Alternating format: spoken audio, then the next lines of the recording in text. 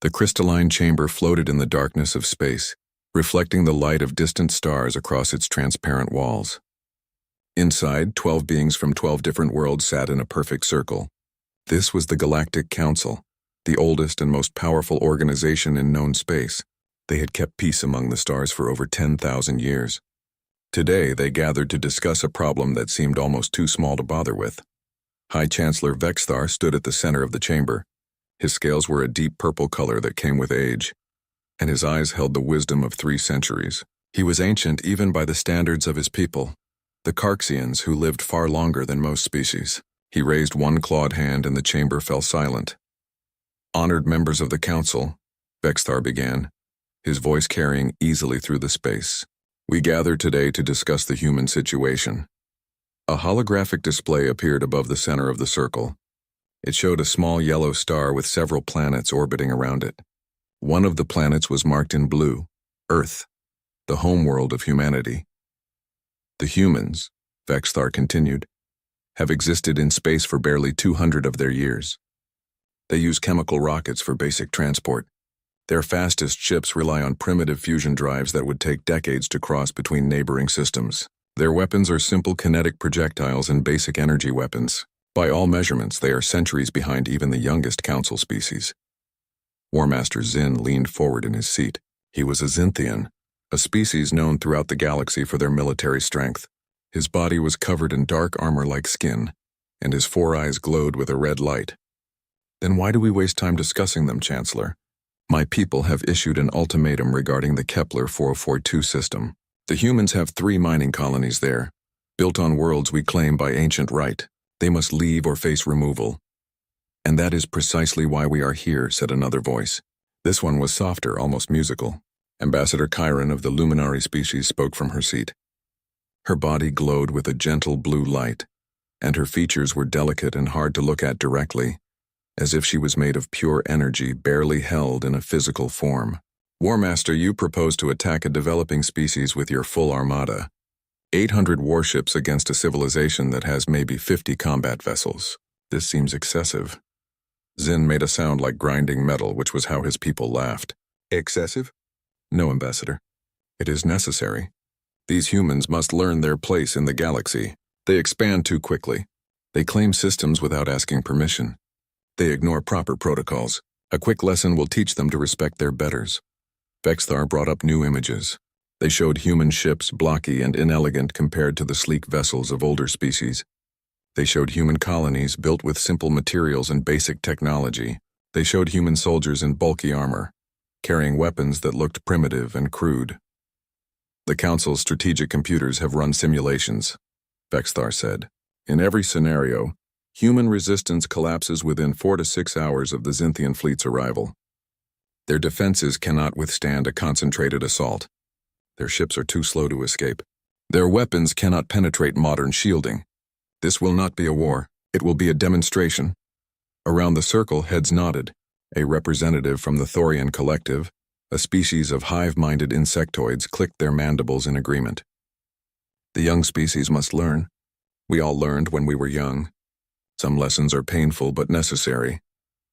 I disagree, Chiron said, and her voice carried a note of concern that made several council members pause. The Luminary were known for their ability to sense things others could not, to see patterns in behavior and history that escaped normal observation. I have studied the humans extensively. Yes, their technology is primitive, but there is something about them that troubles me. They are resourceful in ways we do not fully understand. Resourceful? Zin scoffed.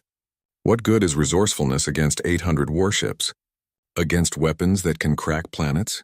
Against shields that can withstand their strongest attacks? Ambassador, you worry over nothing. Chiron's glow dimmed slightly, a sign of frustration among her people. In the short time humans have been in space, they have already fought 3 wars among themselves. Not small conflicts, but massive struggles involving billions of their people. Each time, they develop new technologies and strategies at a rate we have never seen. They adapt. They improvise. They think in ways that do not follow standard patterns. Then they should have adapted to following council law, said the Thorian representative. Vexthar raised his hand again. We shall vote. The question before the council is simple. Do we intervene to prevent the Xinthian action against humanity, or do we allow events to proceed and mediate the aftermath? The vote was quick. 10 species voted to allow the Xinthian action. Only the Luminari voted against. 1 species abstained. The decision was clear. Very well, Vexthar announced. War Master Xin, your government may proceed with its planned action. However, the Council expects restraint. Disable their military capability, remove them from the disputed systems, but do not wage a war of extermination. We are not barbarians. Xin stood and bowed, a gesture of respect among his people.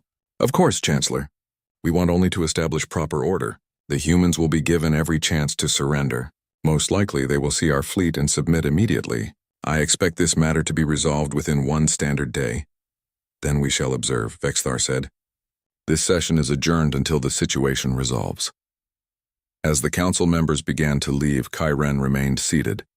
She stared at the holographic image of Earth, watching it rotate slowly in the display. Something felt wrong. She had spent decades studying younger species, watching how they grew and developed. Humans were different. They had a quality she had seen only rarely before, a kind of desperate creativity that came from evolving on a dangerous world where survival was never guaranteed. She pulled up data from human history, wars fought with sticks and stones, then bronze and iron, then gunpowder and steel, then atomic weapons that could destroy entire cities, then weapons that could destroy entire worlds, all in the span of just a few thousand years. Humans had spent their entire existence fighting, competing, struggling against each other and their own environment. And now the Council thought it could predict their behavior based on ship counts and weapon yields. Kai-Ren noticed something else in the data. For the past 3 days since the Xinthian ultimatum had been delivered, human diplomatic channels had gone completely silent. No protests. No negotiations. No frantic calls for Council intervention. Nothing. It was as if humanity had simply accepted its fate. But Kai-Ren knew that silence could mean many things. Sometimes it meant acceptance. Sometimes it meant fear. And sometimes it meant preparation. She tried to contact the human embassy on Arbitrium Prime. No response. She checked communication logs. Human ships had stopped transmitting on public channels. Their colonies had gone dark to external sensors. From the outside, it looked like mass panic, like a civilization preparing for the end. But something in Kai-Ren's ancient instincts told her this was wrong. This was too organized, too calm, too deliberate. She sent an urgent message to Vexithar. Chancellor, I request permission to delay the Xinthian action. Something is not right. The humans are too quiet. The response came back within minutes. Your concern is noted, Ambassador, but the decision has been made. The Xinthian fleet departs in 2 hours. We will know the outcome soon enough. Kai-Ren dimmed her glow until she was barely visible in the darkness of her chambers. She could only hope that her fears were wrong, that the simulations were correct, that this would indeed be a quick demonstration of power followed by peace negotiations. But deep in her core, where her species stored the memories and lessons of countless millennia, she felt certain of one thing. The Council had made a terrible mistake.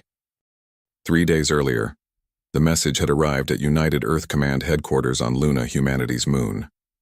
The facility was built deep beneath the gray surface, protected by layers of rock and reinforced metal.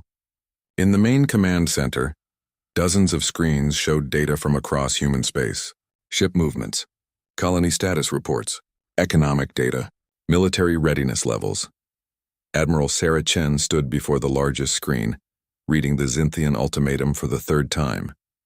She was a small woman, barely 5.5 feet tall, with short black hair streaked with gray. Her uniform was crisp and decorated with medals from humanity's previous conflicts. But her eyes were what people noticed most. They were dark and sharp, missing nothing, always calculating. They want Kepler 442, she said quietly. All 3 colonies. 30,000 people. Plus they want us to accept tributary status. Basically, they want us to become their servants. President Elena Volkov sat at the conference table behind her. She was younger than Chen, only in her 50s, but the stress of leading humanity through first contact with a hostile galaxy had aged her. Her blonde hair was pulled back tightly, and her face showed the exhaustion of too many sleepless nights. Can we fight them? Volkov asked, though she already knew the answer. Conventionally? No, and Chen pulled up tactical displays. They have 800 warships. We have 47 combat-ready vessels. Their weapons are more powerful. Their shields are stronger. Their ships are faster. By every standard military metric, we lose badly. Around the table, the other members of the United Earth Security Council sat in silence. General Marcus Torres, head of ground forces, Director Rachel Kim, head of intelligence, Dr. Marcus Webb, chief science advisor, Admiral James Harrison, Chen second in command. They all knew what the numbers said. However, Chen continued, and now a slight smile touched her lips. We are not going to fight conventionally. She entered a command, and the screens changed. New data appeared marked with the highest security clearance, Project Prometheus. For the past 15 years, Chen said, since we first made contact with the Galactic Council and realized how hostile this galaxy really is, we have been preparing, not for the war they expect. For the war only we can fight. Dr. Webb stood up. He was an older man, nearly 70, with wild white hair and intense eyes behind thick glasses. He had been called the most brilliant and most dangerous scientist humanity had ever produced. Project Prometheus was based on a simple observation, he began. Every species in the galaxy develops along similar technological paths. They build bigger ships, stronger weapons, better shields. They compete in the same areas, trying to outdo each other in conventional ways. But humans are different, Chen added. We evolved on a world where we had to compete with each other constantly.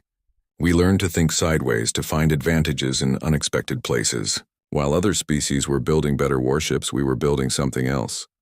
The screens showed images of tiny devices, so small they could barely be seen even under magnification. Von Neumann probes, Webb explained. Self-replicating machines smaller than a grain of sand. Each one is a computer, a factory, and a transmitter. We have been seeding them throughout the galaxy for over a decade. Director Kim leaned forward. How many? Trillions, Webb said simply. They are in every major star system controlled by the Xinthians. They are in their factories, their ships, their power grids, their communication networks. They have been dormant, undetectable, waiting. Waiting for what? President Volkov asked, though she was beginning to understand. For this, Chen said. For the moment when someone threatened humanity's existence. The probes are not weapons in the traditional sense. They are something more dangerous. They give us control. When we activate them, every piece of Xinthian technology becomes ours to command. The room was silent as the implications sank in. General Torres spoke up. What about the other species? The council members? Webb nodded. The probes are in their systems too. Not as many, but enough. We have spent 15 years preparing for the worst-case scenario. If humanity was going to be destroyed, we made sure we could take our enemies down with us.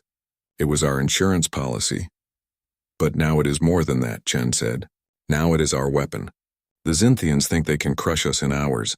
They are wrong. We are going to end this war in minutes. President Volkov stood up. Her face was pale, but her voice was steady. You are asking me to authorize an attack that will cripple an entire civilization. Potentially multiple civilizations if this goes wrong. The ethical implications are enormous, Chen finished. But so are the implications of doing nothing. If we let the Xinthians destroy us, what message does that send? That humanity is weak? That we can be pushed around? No. We need to show the galaxy what we are capable of, not because we want to conquer anyone, but because we want to survive. The president walked to the window. Outside, Earth hung in the sky, a beautiful blue and white sphere against the darkness. Humanity's home. 8 billion people, unaware that their fate was being decided in this room. How many casualties? She asked quietly. If we do this correctly? 0, Webb said. We are not trying to kill anyone. We are trying to paralyze them. Shut down their weapons, their ships, their military infrastructure. Make them helpless. Then we negotiate from a position of strength. And if it goes wrong, then we all die anyway, Chen said bluntly. Madam President, we are out of time. The Xinthian fleet launches in less than 3 hours. We need to act now. Volkov turned back to face them. What do you need from me? Authorization, Chen said. Full executive authority to implement Prometheus protocol. And we need the civilian population to cooperate. We need to make it look like we are panicking, fleeing, falling apart. The Xinthians need to believe they have already won. The president sat back down at the table. She pulled up the authorization codes on her personal terminal. Her hand hovered over the confirmation button. History will judge us for this, she said. History will judge us for whatever we choose, Chen replied. The question is whether there will be a humanity left to write that history. President Volkov pressed the button. Do it. Activate Prometheus Protocol. Chen nodded and turned to her team. You heard the president. Begin implementation. All civilian channels are to broadcast evacuation orders. Make it look chaotic, frightened. Make them think we are already broken. Harrison, start pulling our ships back from the outer colonies. Make it look like a retreat. What about the fleet at Kepler 442? Harrison asked. Leave them. 47 ships against 800. Let the Xinthians think they have an easy target. By the time they realize their mistake, it will be too late. As the command center erupted into controlled activity, Chen pulled up a secure channel to all human military commanders throughout space. Her message was brief and encrypted with the highest security protocols. This is Admiral Chen to all commands. Prometheus Protocol is now active. You know what to do. Make it look good. Make them think they have won. And when the time comes, show them what humanity really is. She closed the channel and looked at Webb. How long until we can activate the probes?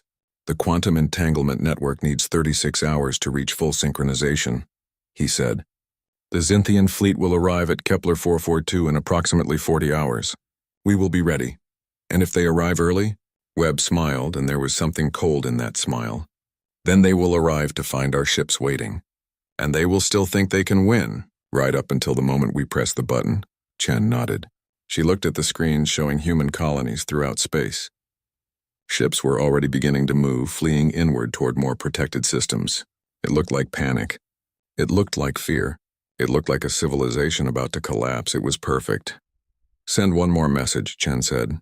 Open channel. Maximum broadcast directed at the Xinthian fleet. The communication officer nodded. Channel open, Admiral. Chen took a deep breath. This is Admiral Sarah Chen of United Earth Command to the approaching Xinthian fleet. You have 30 minutes from the moment you enter the Kepler 442 system to withdraw. This is your only warning. If you proceed, you will face consequences you cannot imagine.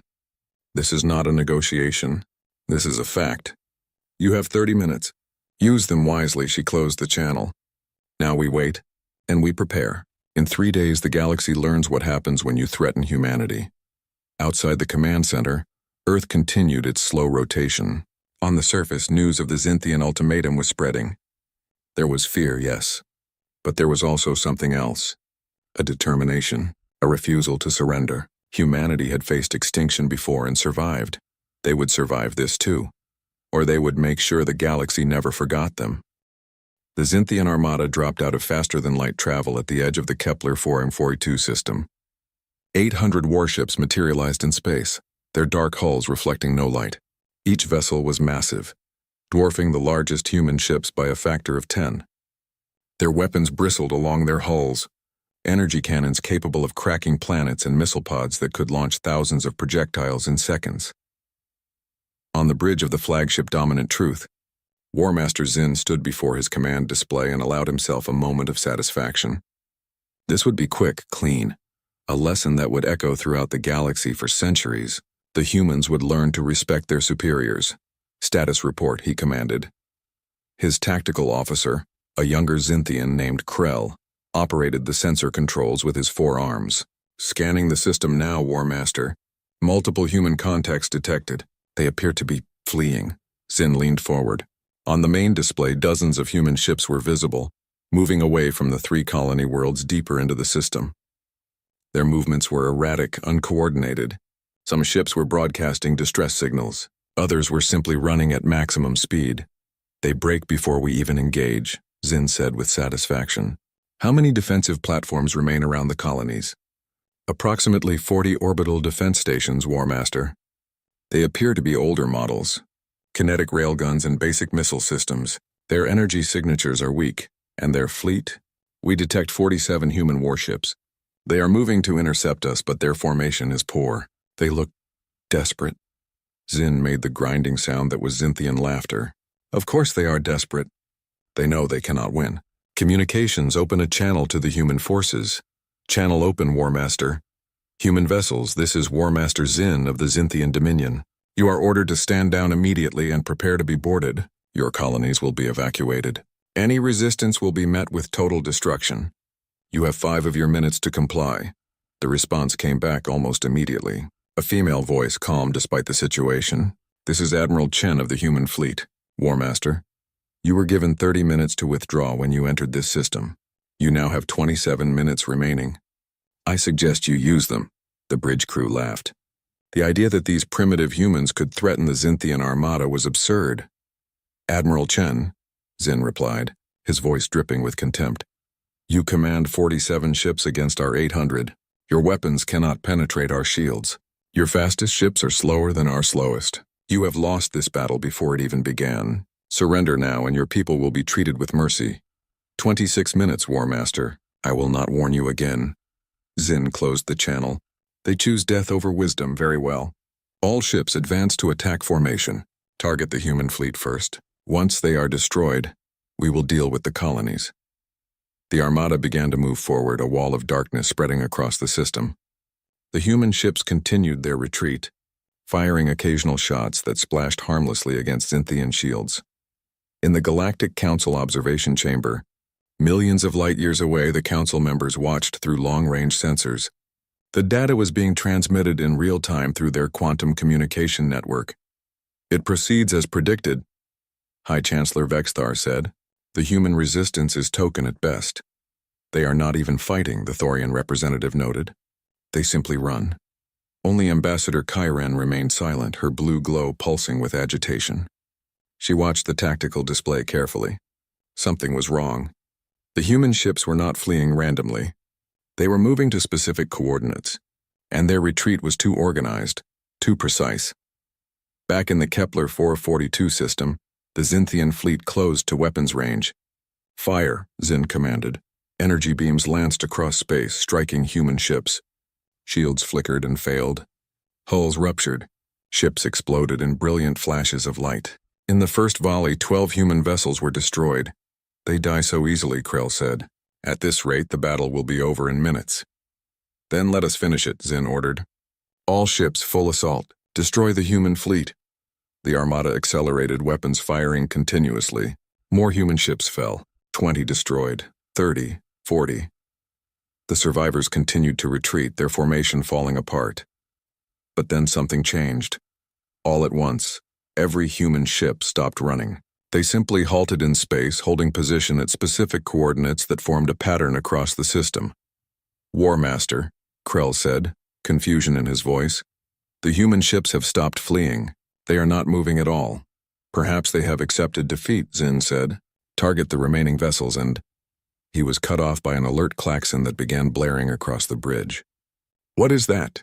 he demanded. "I don't know, War Master. Our sensors are detecting an unusual frequency being broadcast from all human vessels. It is causing interference in our systems." On the observation platform, Kyren suddenly blazed with light. "Chancellor, something is happening. The humans are—" A transmission cut through every channel in the system. It was Admiral Chen's voice, and now there was no fear in it. No desperation. Only cold certainty. "War Master Xin, your 30 minutes are up. You were warned. Prometheus Protocol, execute." For a moment, nothing seemed to happen. Then, across the entire Xinthian fleet, every computer system began to fail simultaneously. In the engine rooms of 800 warships, the fusion reactors that powered faster than light drives shut down. Not damaged, not destroyed, simply turned off by commands that came from within their own control systems. On the weapons decks, targeting computers went dark. Fire control systems locked up. Energy cannons stopped charging. Missile pods sealed shut. On the bridges, tactical displays filled with error messages. Life support systems fluctuated. Gravity generators stuttered. Communications arrays began broadcasting nothing but static. Xin stared at his command display as it died before his eyes. "What is happening?" "Krell, report." "I cannot, War Master. The systems are not responding. It is as if they are no longer under our control." Across the fleet, 800 ships went dark. They did not explode. They did not burn. They simply stopped working. 800 warships became 800 pieces of floating metal, drifting in space with no power, no weapons, no control. And through it all, not a single shot had been fired at them by the human fleet. On the Council observation platform, pandemonium erupted. Representatives were shouting, demanding answers. Sensor operators were frantically checking their equipment, certain their readings must be wrong. "This is impossible," Vexthar said, his voice barely a whisper. 800 ships gone in seconds. "Not gone," Chiron said quietly. "Disabled. Look at the readings. No damage, no explosions. They were simply turned off. But how? Human technology cannot do this." "Apparently," Chiron said, and her voice carried a note of terrible understanding. "We were wrong about human technology." In the Kepler 442 system, Admiral Chen's face appeared on every functioning screen in the system. Somehow, impossibly, her transmission reached even the powerless Xinthian ships, displaying on emergency backup systems that should not have been accessible. "War Master Xin," she said, and her voice was calm and professional. "As you can see, your fleet is no longer operational. Your weapons are offline. Your engines are dead. Your life support is currently being maintained by our systems, not yours. We control your ships now, all of them." Xin tried to speak, but his voice failed him.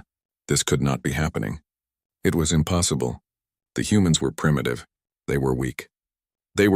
"You came here expecting an easy victory," Chen continued. "You thought you could crush us with superior numbers and superior technology. You were wrong on both counts. We do not fight the way you fight. We do not think the way you think. And now you are at our mercy." Another voice joined the transmission. Dr. Webb appeared next to Chen on the screen. "Allow me to explain what has happened to you, War Master. For the past decade, humanity has been seeding von Neumann probes throughout your territory. Billions of microscopic machines, too small to detect, built into every piece of technology you possess. They have been dormant, waiting for activation. You are not the first civilization to underestimate information warfare. You are simply the latest. This is an act of war," Xin finally managed to shout. The Council is watching," Chen interrupted. "And they are learning the same lesson you are learning. Humanity may be young, we may be technologically inferior by conventional measurements, but we are very, very good at unconventional solutions." She leaned forward and her eyes were hard. "Now, War Master, you have a choice. You can accept our terms and live, or you can refuse and we will shut down your life support systems. You have 5 minutes to decide. And unlike you, we actually mean it when we give a deadline." The transmission ended. In the darkness of his powerless bridge, Xin stood in silence. Around him his crew waited. Hundreds of thousands of Xinthian warriors trapped in ships that would not respond to their commands. He had come here to teach humanity a lesson about power. Instead, humanity had taught him one. The war that was supposed to take hours had ended in 7 minutes, and the Xinthians had not lost because they were outfought. They had lost because they had never really been in control at all. Back on Luna in the command center, Chen watched the readouts from the Xinthi. The silence that followed was absolute. In the council observation chamber, no one spoke. No one moved. They simply stared at the tactical displays showing 800 dead ships floating in space around a handful of human vessels that had barely been scratched. High Chancellor Vexthar finally found his voice. "Someone explain to me what just happened." "I can," said a new voice. The holographic form of Dr. Marcus Webb appeared in the center of the chamber. The council members jumped. Their security system should have prevented any unauthorized transmissions. But somehow the human scientist had bypassed all of them. "Greetings, honored council members," Webb said, and there was no warmth in his greeting. "I am Dr. Marcus Webb, head of Project Prometheus. I believe you wanted to understand what happened to the Xinthian fleet. Allow me to educate you." He gestured and new data appeared on their displays. Molecular diagrams, computer code, engineering schematics, all far more advanced than anything the Council had believed humans possessed. While your civilizations have spent the last 10,000 years perfecting space warfare, humanity took a different approach. We focused on something else: information, control, infiltration. You see, we learned something important from our own history. The strongest army does not always win. The smartest army wins. The holographic display changed to show microscopic devices smaller than individual cells. These are von Neumann probes, self-replicating machines designed to infiltrate technological systems at the molecular level. Each one is a computer, a factory, and a transmitter. Once inserted into a system, they multiply. They spread. They wait. "Impossible," the Thorian representative said. "We would have detected such infiltration. Would you?" Webb asked. When was the last time any of your species checked for threats at the quantum level? You look for ships. For weapons. For conventional threats. We are not a conventional threat. He pulled up new data.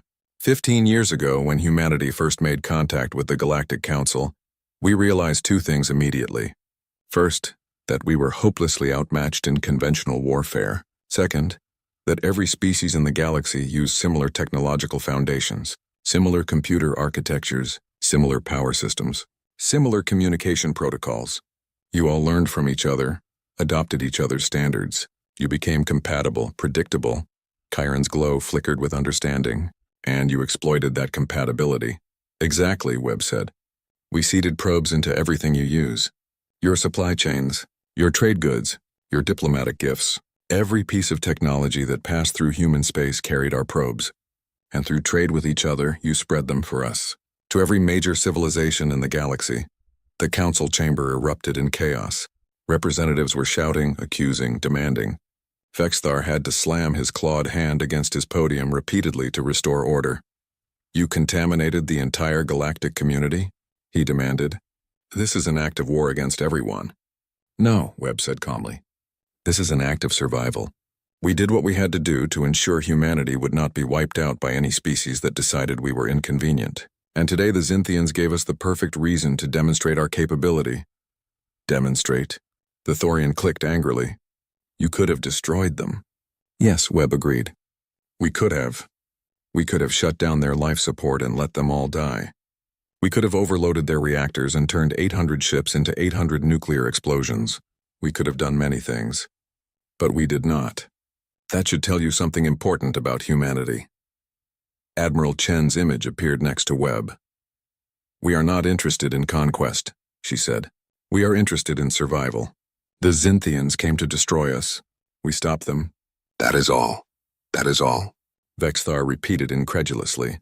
You have demonstrated the ability to shut down any fleet in the galaxy.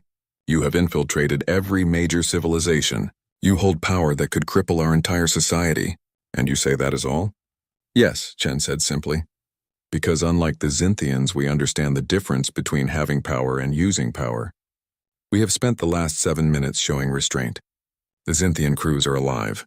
Their ships are intact. Their life support systems are being maintained by our computers. We could kill them all right now. We are choosing not to. That choice should matter to you. Back in the Kepler 4E42 system, War Master Xin sat in his darkened bridge and listened to the conversation being broadcast throughout the system. His pride was shattered. His confidence was gone. But he was alive, and he was beginning to understand what that meant. Admiral Chen, he said, his voice hoarse. What are your terms? Chen's image appeared on the emergency screens. War Master Xin, here are our demands. First, your fleet will remain disabled until we receive a formal treaty from the Xinthian government. Second, that treaty will recognize human sovereignty over all systems we currently occupy, including Kepler 442. Third, the Xinthian Dominion will agree to a non-aggression pact with humanity for a period of no less than 100 years. Fourth, you will return to your home space and explain to your government exactly what happened here today. And if we refuse? Xin asked, though he already knew the answer. Then your crews will die, War Master. Not because we want them to, but because you will have forced us to choose between your lives and human security. We will always choose humanity.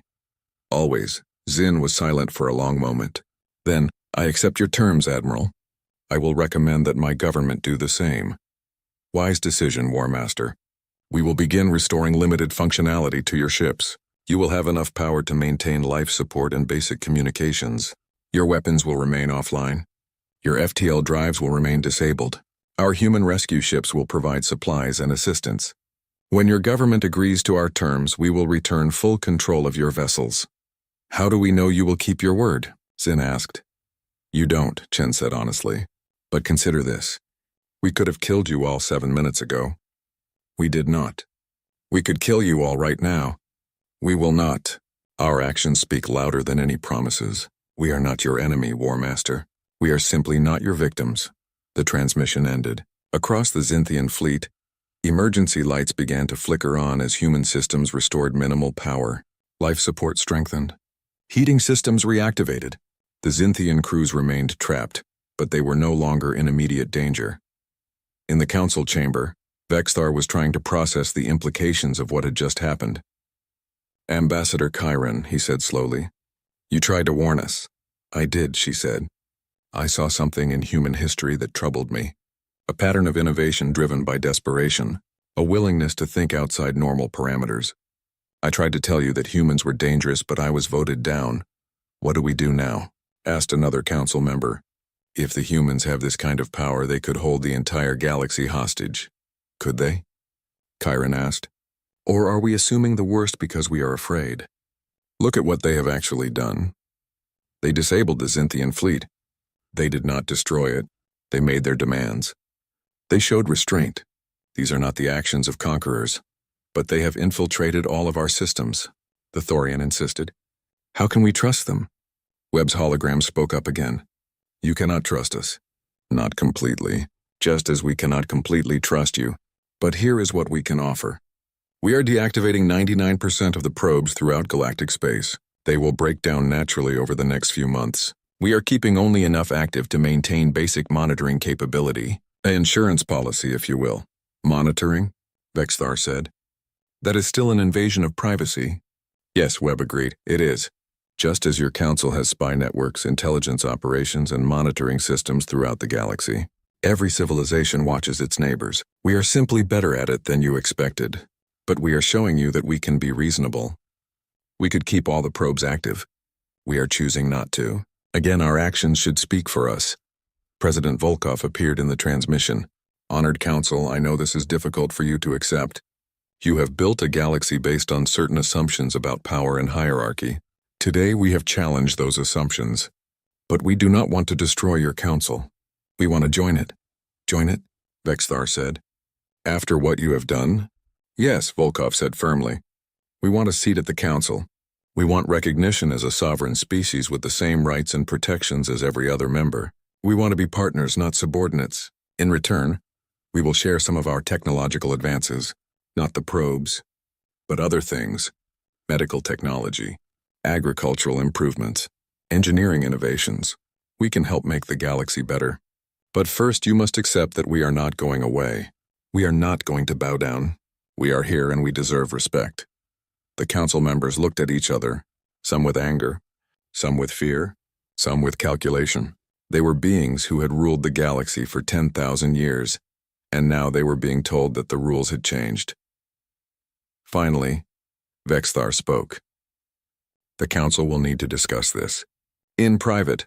Dr. Webb, Admiral Chen, President Volkov, please withdraw from this chamber." The holograms faded. The council was alone. "We have no choice," Chiron said into the silence. 6 hours after the Xinthian fleet had been disabled, the Galactic Council reconvened. The chamber felt different now. The confidence that had filled it before was gone, replaced by uncertainty and, in some cases, fear. The oldest governmental body in the galaxy was about to make a decision that would change everything. High Chancellor Vexthar stood at the center of the chamber. He looked older than he had that morning, as if the weight of the situation had added years to his already ancient features. "The council has deliberated," he announced. "We have examined the tactical data. We have reviewed the capabilities demonstrated by humanity. We have discussed the implications for galactic security and stability." He paused and the silence stretched. Every council member knew what was coming, but hearing it spoken aloud would make it real. The council votes to grant humanity full membership status, with all rights and responsibilities thereof.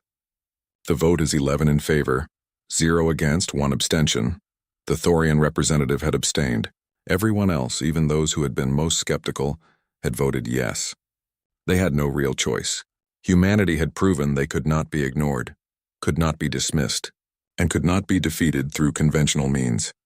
"However," Vexthar continued, and his voice became harder, "this membership comes with conditions.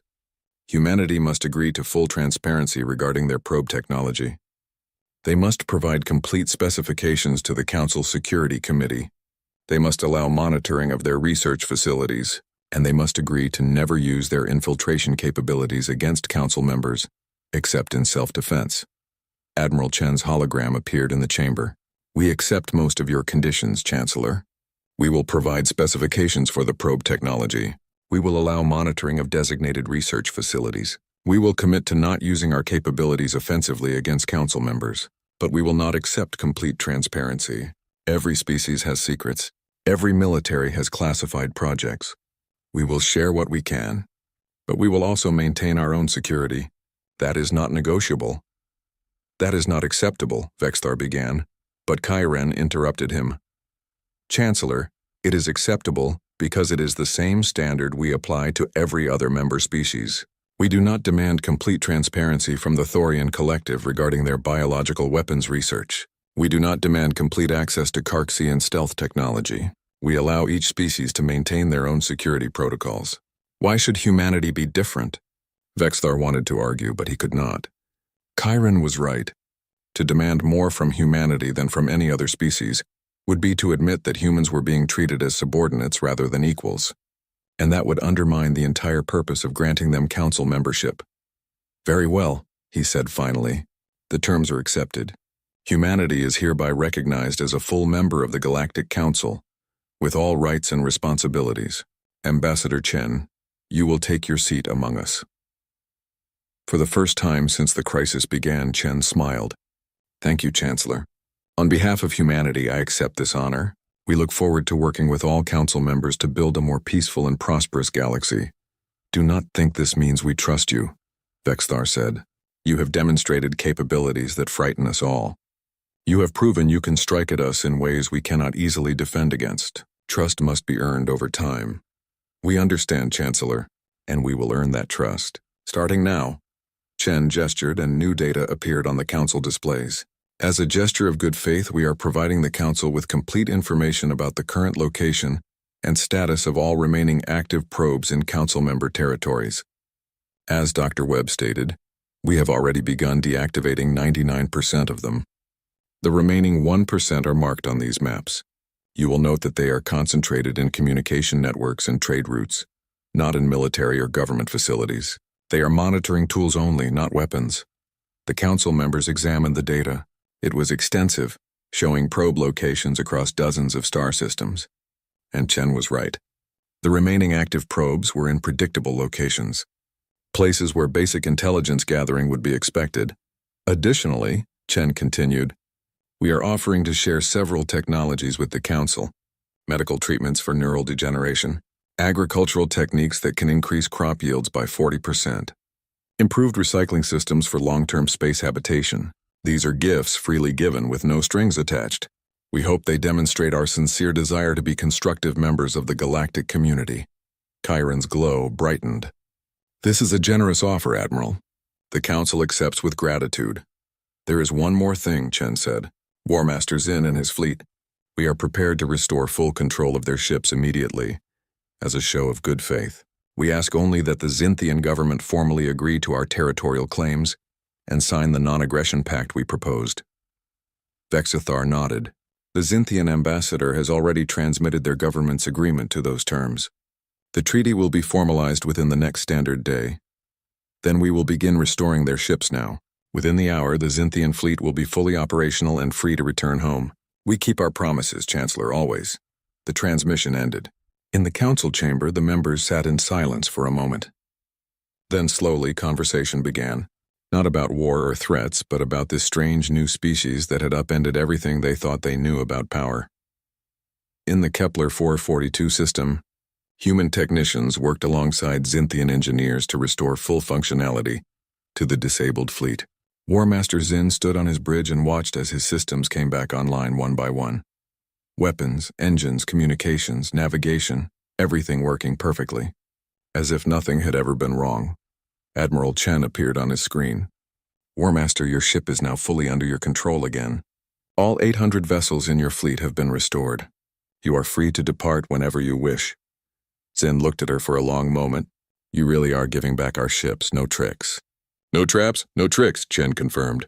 We told you what we would do and we are doing it. That is how trust begins, War Master, with actions that match words. I underestimated you, Zin said quietly. I thought humans were weak because you were young. I was wrong. You are perhaps the most dangerous species in the galaxy, but you are also, it seems, honorable. That is a rare combination. We try to be, Chen said. We have made many mistakes in our history, War Master. We have fought terrible wars. We have done terrible things. But we have also learned from those mistakes. We know what it means to be the underdog. We know what it feels like to face extinction. We do not wish that on anyone else. Not even our enemies. We are not enemies anymore, Zin said. The treaty is signed. We are now, what, neighbors? Neighbors, Chen agreed. And maybe someday friends. But let us start with not shooting at each other and see where that leads. Zin made the grinding sound that was Zinthian laughter. Agreed, Admiral. My fleet will depart within the hour. I hope our next meeting is under better circumstances. So do I, War Master. Safe travels. The Zinthian fleet formed up and began its departure from the system. 800 ships that had arrived as conquerors now left as equals, humbled but alive. As they jumped to FTL, not a single human shot was fired at them. On Luna in the command center, Admiral Chen allowed herself to relax for the first time in days. Around her, the command staff was celebrating quietly. They had won. Not just the battle, but the peace that followed. President Volkov entered the room. Well done, Admiral. You and your team just saved humanity. We bought humanity time, Chen corrected.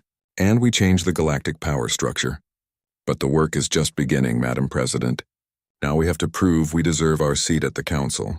That means being good neighbors, building relationships, showing the galaxy that we are more than just clever with technology. Can we do that? Volkov asked. Chen looked at the display showing Earth, beautiful and blue against the darkness. We survived ice ages. We survived plagues. We survived wars that killed hundreds of millions. We survived first contact with a hostile galaxy. Yes, Madam President, we can do this too. Dr. Webb approached them, his wild white hair even more disheveled than usual. Admiral President, I wanted to report that the probe deactivation is proceeding as planned. In 3 months, 99% will be completely non-functional. And the remaining 1%? Volkov asked. Webb smiled slightly. Insurance, as we promised. Just enough to keep watch. Just enough to make sure no one forgets that humanity has a long memory and a lot of tricks up its sleeve. But not enough to be threatening. Not enough to give them an excuse to fear us. Good, Chen said. We need them to respect us, not fear us. Fear leads to more conflict. Respect leads to peace. Do you think we will have peace? Volkov asked. For now, Chen said. But the galaxy is a big place, Madam President. Full of species we have not met yet. Full of threats we have not encountered. Today we proved we can defend ourselves. Tomorrow we will need to prove we can be more than just survivors. We need to become builders, contributors, members of a community we help to make better.